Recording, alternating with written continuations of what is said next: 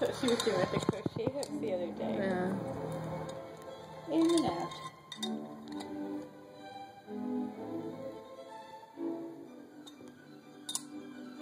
Oh, my gosh, that's so cool. Oh boy. Now what?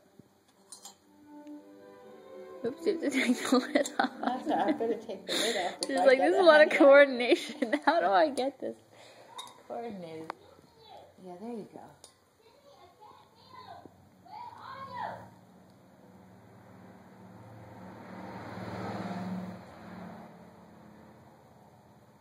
There we go.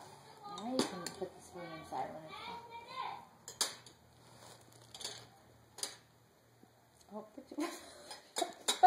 She keeps wanting to do it. Oh my god. She puts the lid back on before she gets the spoon inside. Oh, Sophia. Who's this from? And who's it to? All the little ones like that are all for Sophia from me.